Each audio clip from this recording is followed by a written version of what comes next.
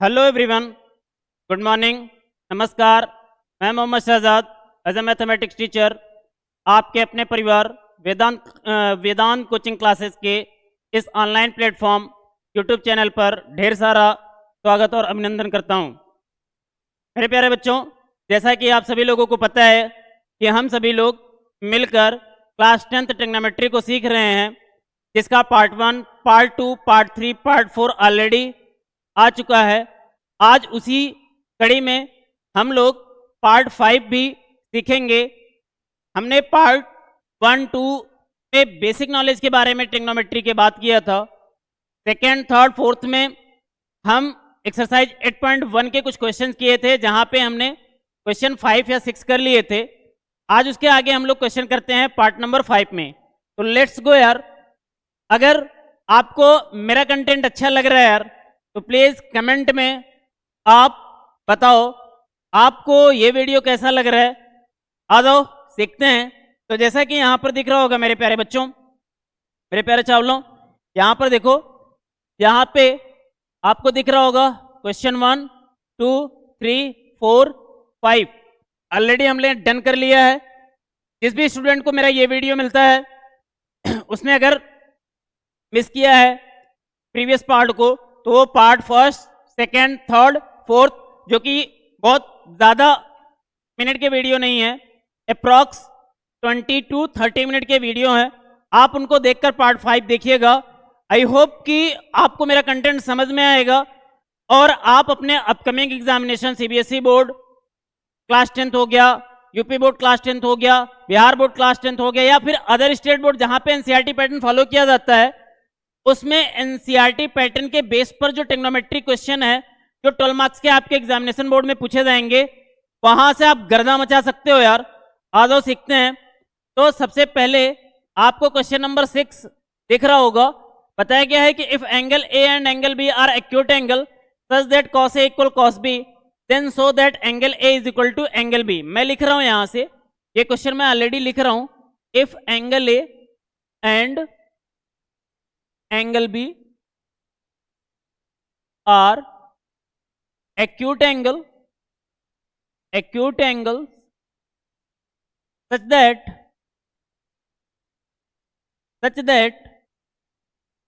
cos A is equal to cos B, cos A equal cos B, then so that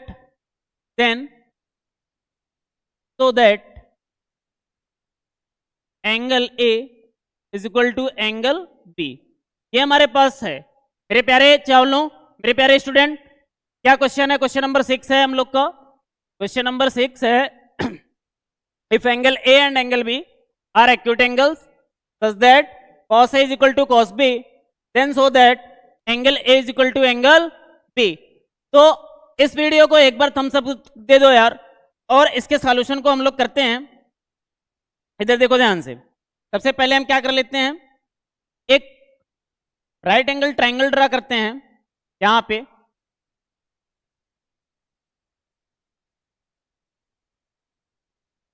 दिख रहा होगा मेरे प्यारे बच्चों, एक ये ट्राइंगल है जहां पे एक नाम दे दिया जाता है।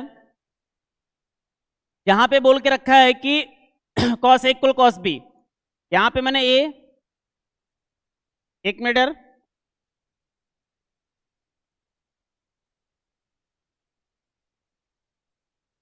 ये हमारे पास है ए बी सी। क्या दे दिया गया मैंने एक नाम दे दिया ए बी सी। मैंने क्या नाम दिया? A B C. एक ट्राइंगल है जहां पे सी क्या है? राइट एंगल है, यानी 90 डिग्री का एंगल बना है। आई होप ये कॉन्सेप्ट मैंने बताया था कि एंगल बी के सामने वाली साइड को हम परपेंडिकुलर कहेंगे, एंगल ए के सामने वाली साइड को हम क्या कहेंगे? परपेंडिकुलर कहेंगे। क्वेश्चन में देकर क्या रखा है?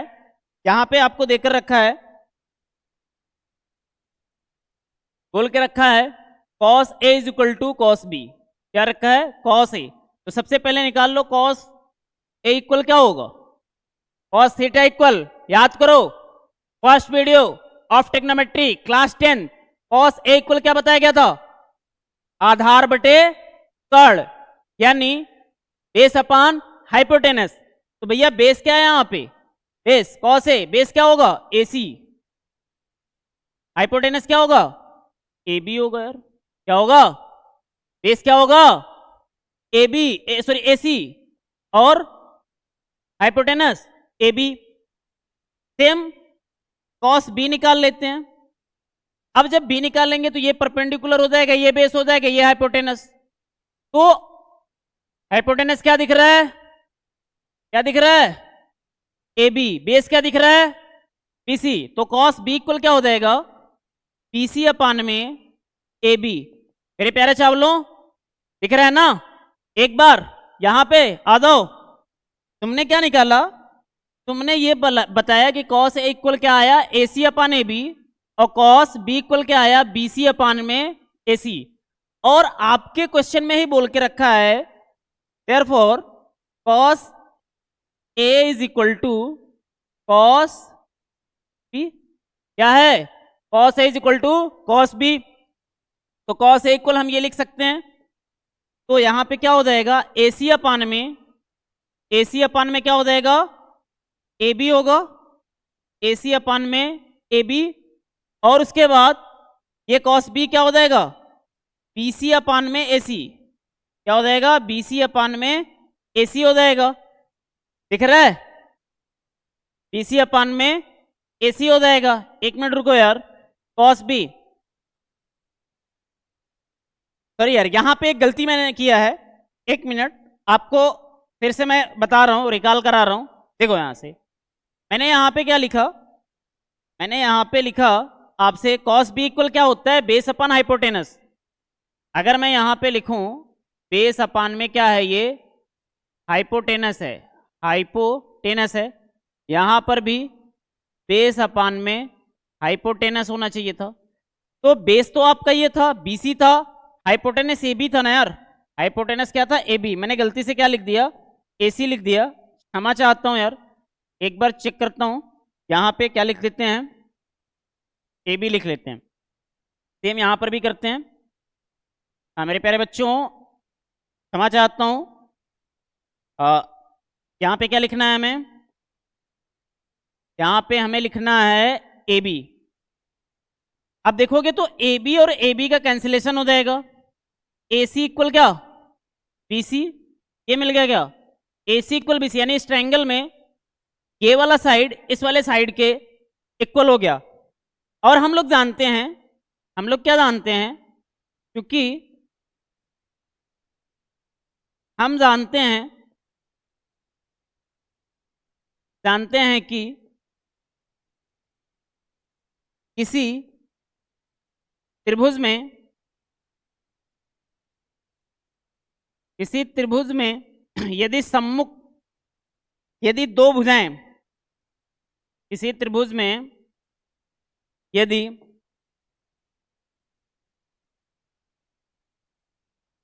दो भुजाएं आपस में बराबर हों, आपस में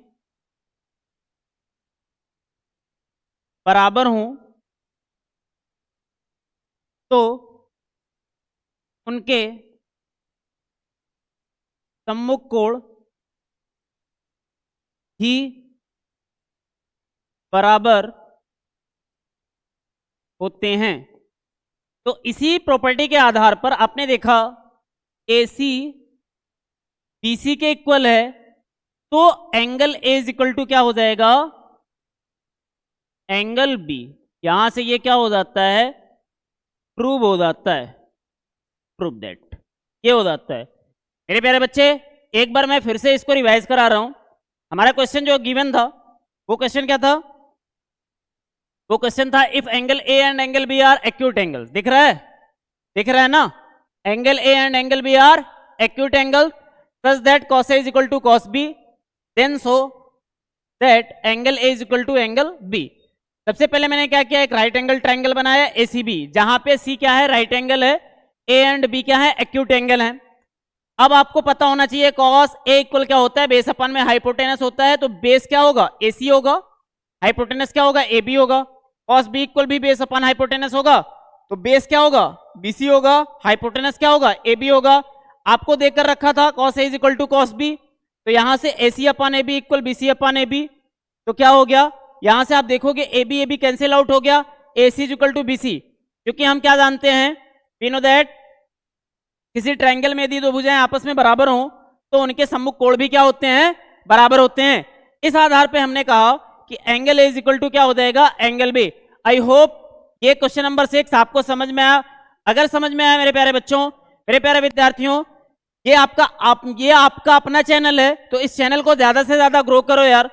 आपको ये कंटेंट अच्छा लग रहा है तो इसे ज्यादा से ज्यादा शेयर करो, हर उस बच्चे तक ये कंटेंट पहुंचना चाहिए जो इस महंगाई के दौर में सस्ती एजुकेशन अफोर्ड नहीं कर पा रहा है, तो वो अपने इस परिवार के माध्यम से ये कंटेंट पढ़कर ज्यादा से ज्यादा अंक ले आ सके।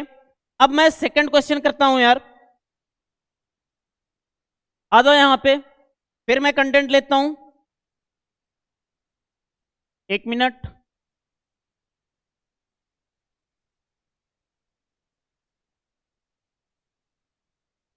आ जाओ यहां पे, हमारा मिल गया, ये कंटेंट है, आपको दिख रहा होगा।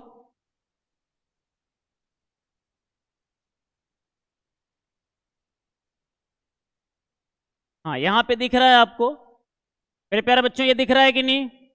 अब हम आ जाते हैं क्वेश्चन नंबर 7 करते हैं। क्वेश्चन नंबर क्या करते हैं भैया, 7 करते हैं। क्या करते हैं, 7 करते हैं यार, दिख रहा है, आ जाओ। यहां पे आपको दिख रहा होगा मेरे प्यारे बच्चों, क्लास 10 के चावलों, क्या ये दिख रहा है, आ जाओ इसको करते हैं क्वेश्चन नंबर 7। क्वेश्चन नंबर 7 में क्या दिया है, if cot theta equal, if cot theta is equal to कितना दिया है, 7/8, कितना है, 7/8।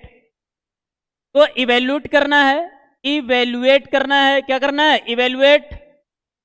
मेरे प्यारे बच्चों क्या करना है, इवेल्युएट। नंबर फर्स्ट क्या है, 1 plus sine theta, 1 plus sine theta, दूसरे ब्रैकेट में क्या है, 1 माइनस साइन थीटा है, 1 माइनस साइन थीटा अपान में 1 plus cos theta, 1 plus cos theta, 1 minus cos of theta.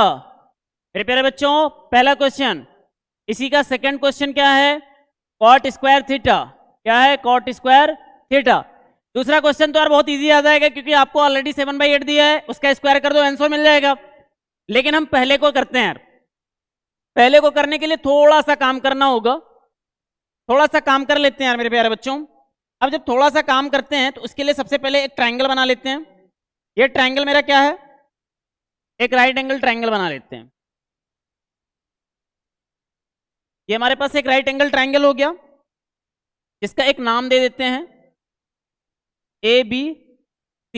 ये क्या देते हैं मेरे प्यारे बच्चों, ABC एक नाम दे देते हैं। ध्यान से देखना, छोड़ दो अभी उसको। आपको पता है क्वेश्चन में क्या गिवन है, क्वेश्चन में गिवन है कॉट थीटा इक्वल, क्वेश्चन में क्या गिवन है, कॉट थीटा इक्वल 7/8, 7/8। हम यहां पे क्या कर लेंगे, लेट कर लेते हैं, लेट। आपको पता है कॉट थीटा इक्वल क्या होता है, tan थीटा लंब बटे आधार, परपेंडिकुलर क्या, अपान बेस, उसी का उल्टा कर दो, बेस अपान में परपेंडिकुलर। तो लेट कर लेते हैं बेस, बेस कितना है 7x या 7k मान लेते हैं यार, परपेंडिकुलर क्या मान लेते हैं, 8k मान लेते हैं, क्या मान लेंगे, 8k। अब हमें क्या चाहिए, अब देखो यहां से बेस को आप क्या कर दो, 7k रख दो, ठीक है, और परपेंडिकुलर को क्या कर दो, 8k कर दो। ये वाला कुछ नहीं पता है, यहां कर लो आप in triangle ABC according to Pythagoras. याद करो कौन सा वीडियो, फर्स्ट वीडियो जिसमें पाइथागोरस थ्योरम बताया गया था, हाइपोटेनस का स्क्वायर इक्वल क्या, बेस का स्क्वायर प्लस परपेंडिकुलर का स्क्वायर। मेरे प्यारे बच्चों क्या ये चीजें समझ में आ रही हैं, क्या बताया गया, हाइपोटेनस है क्या, AC है यार, हाइपोटेनस क्या है, AC का स्क्वायर किसके बराबर, AB का स्क्वायर प्लस BC का स्क्वायर। मेरे प्यारे बच्चों क्या दिख रहा है, मैं ऑडिबल हूं, मेरी आवाज सुनाई दे रही है, आ जाओ यार सीखते हैं। कहीं एनर्जी लॉस तो नहीं हो रही है? एक बार थम्स अप कर दो यार। AC का square is equal to AB कितना है? 7K है यार, तो 7K का स्क्वायर करो, प्लस BC कितना है? 8K है, तो 8K का स्क्वायर करो। आप देख रहे हो 7 का स्क्वायर कितना होता है? तो भैया 49K स्क्वायर प्लस 8 का स्क्वायर कितना होता है? तो 64K स्क्वायर हो जाएगा। अगर आप ध्यान से देखोगे तो हम थोड़ा सा इसको ऊपर करते हैं यार। अगर ध्यान से देखोगे तो यहां पे हमारे पास क्या है? AC square is equal to 9 और 4 13 के 3 हासिल 1 6 4 10 1 11 K का स्क्वायर। और अगर यहीं से हम AC निकाल लें अंडर रूट 113 K का स्क्वायर, यानी AC कितना मिल जाएगा? अंडर रूट कितना? 113 K। ये तुम्हारे पास क्या मिल गया? AC का मिल गया। मेरे प्यारे बच्चों, आपने हाइपोटेनस निकाल लिया, यानी जहां पे हमने क्वेश्चन मार्क लगाया है वहां पे मैं क्या कर सकता हूं? ये कितना है? 113K है। कितना है? 113K है। अब आपको पता होना चाहिए इसमें क्या क्या आया है, साइन आया है, कॉस आया है। तो सबसे पहले साइन निकाल लेते हैं, यहां से निकालते हैं यार। Sine theta is equal to क्या होता है? लंबटे कड़, यानी परपेंडिकुलर अपान में कितना? हाइपोटेनस। तो परपेंडिकुलर क्या है आपके पास? तो भैया साइन थीटा, ये मान लो एंगल थीटा है, परपेंडिकुलर क्या है आपके पास? BC है, अपान में हाइपोटेनस क्या है? AC है। तो जब आप परपेंडिकुलर रखते हो कितना रखते हो? 8K, अपान में अंडर रूट 113K, K से K कैंसिल करोगे 8 अपान में कितना आएगा? 11√3। ये आपका क्या मिल गया? क्या मिला? तो साइन थीटा मिल गया। यहां से कॉस थीटा निकाल लो यार। कॉस थीटा क्या होता है? आधार बटे कड़, यानी बेस अपान में हाइपोटेनस। बेस ये है आपके पास, बेस अपान हाइपोटेनस। बेस कितना दिख रहा है? AB दिख रहा है, तो यहां रखो AB। क्या रखोगे? AB। मेरे प्यारे चावलों, क्या ये चीजें समझ में आ रही हैं? अगर समझ में आ रही है तो यार चैनल को सब्सक्राइब कर लो यार। एक बार इस मेहनत का थोड़ा सा तो कुछ मिलना चाहिए ना। चलो अपनी एनर्जी बूस्ट करो, आगे चलते हैं। कॉस थीटा इक्वल क्या होता है? बेस अपान हाइपोटेनस होता है। बेस कितना है यहाँ पे? 7K है। हाइपोटेनस कितना है? एक मिनट रुको रुको रुको, एक मिनट। नहीं कहोगे गुरुजी ऊपर क्या लिखे हैं नीचे क्या लिखे हैं? बेस कितना तुम्हारा दिख रहा है? AB दिख रहा है, तो यहाँ AB कर लो। यहाँ पे क्या करोगे? AB कर लो। अब AB, फिर उसके बाद हाइपोटेनस में क्या करोगे? AC करोगे यार। AB कितना दिख रहा है तुम्हें? 7K है, 7K अपान में 113K, K से K कैंसिल, कितना मिलेगा? तो कॉस थीटा तुम्हें मिल गया कितना? 7 अपान में अंडर रूट 113, यानी ये तुम्हें मिल गया। अब तुम्हें क्या पता चला कि तुम्हें साइन की भी वैल्यू मिल गई है, कॉस की भी वैल्यू मिल गई है। अब अगले स्लाइड में हम चलते हैं। अगले स्लाइड में हम बात कर लेते हैं। तीसरे स्लाइड में क्या था हमारे? क्वेश्चन क्या था? एक बार मैं फिर से क्वेश्चन देख ले रहा हूं। क्या था? 1 plus sine theta 1 minus sine theta, 1 plus cos theta 1 minus cos theta. अगर आप ध्यान से देखोगे क्वेश्चन है कि 1 plus sine theta 1 minus sine theta, यहां से 1 plus cos theta 1 minus cos theta. क्या मेरे प्यारे बच्चों यही दिख रहा है? फिर से एक बार देख लो। 1 plus sine theta 1 minus sine theta, 1 plus cos theta 1 minus cos theta. मेरे प्यारे बच्चों आ जाओ यहाँ पे मैं एक चीज लिख दे रहा हूं। साइन थीटा की वैल्यू कितनी आई है? 8 अपान रूट 113। तो साइन थीटा यहाँ पे कितना है? 8 अपान में रूट 113। फिर से यार अगेन देखो, साइन थीटा की वैल्यू कितनी है? 8 अपान में अंडर रूट 113। कॉस थीटा की वैल्यू कितनी है? 7 अपान में अंडर रूट 113। एक बार फिर से चेक कर लेते हैं यार, नहीं तो गलत हो जाएगा। 7 अपान में रूट 113 है, 8 अपान में रूट 113 है। सारी वैल्यू मिल गई है बच्चा। आ जाओ आगे। अब यहां सॉल्व करते हैं। मजे में ना? समझ में आ रहा है? आ जाओ ध्यान से। ये हमारा क्वेश्चन है। यहां लिखेंगे 1 प्लस साइन की जगह क्या लिखेंगे? 8 अपान में 113 1 माइनस 8 अपान में 113। क्या ये चीजें समझ में आई? अपान में 1 प्लस कॉस के जगह क्या लिखेंगे? 7 अपान में 113, 1 माइनस 7 अपान में 113 रूट में है ये वैल्यू। अगर आप ध्यान से देखोगे आपको यहां पे कौन सा फार्मूला लगता हुआ दिख रहा है? कौन सा फार्मूला? ए स्क्वायर माइनस बी स्क्वायर, एक ब्रैकेट में ए प्लस बी, दूसरे ब्रैकेट में ए माइनस बी। मेरे प्यारे बच्चों ये क्लास 9th में आपने पढ़ा होगा, 8th में पढ़ा होगा। थम्स अप करो यार एक बार, क्या ये चीजें समझ में आ रही हैं? ए प्लस बी, ए माइनस बी।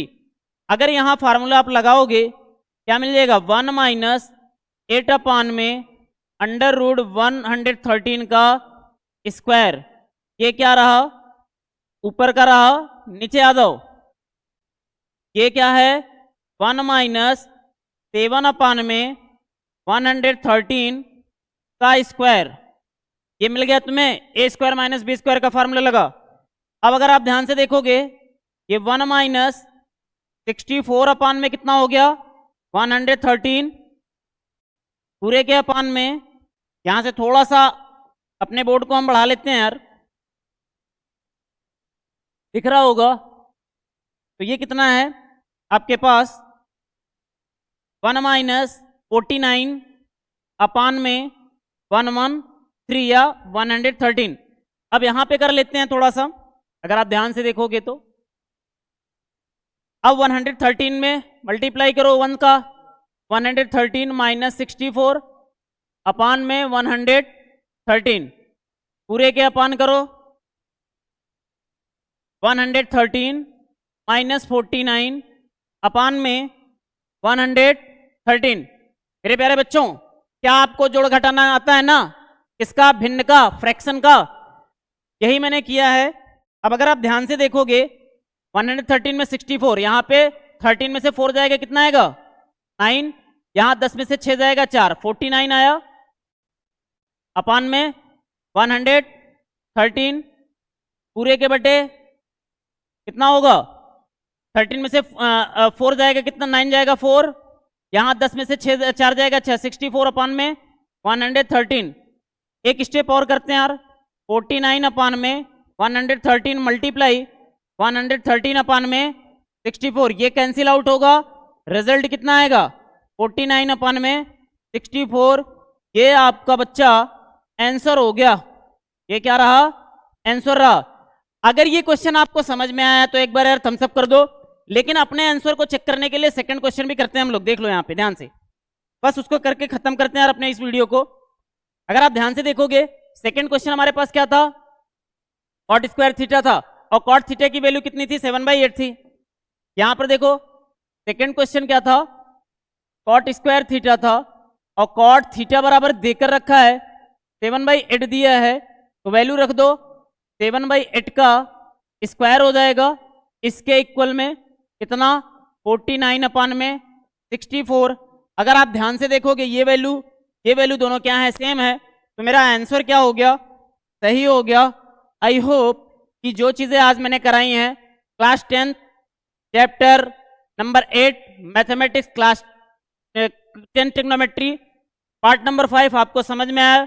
अगर मेरे द्वारा दिया गया कंटेंट आपको अच्छा लग रहा है यार, तो ज़्यादा से ज़्यादा इस वीडियो को शेयर करो, कमेंट करो, और जो कुछ भी नया चाहिए आपको आप बताओ, मैं और हमारी टीम आपको प्रोवाइड कराएंगे। Thank you all of you.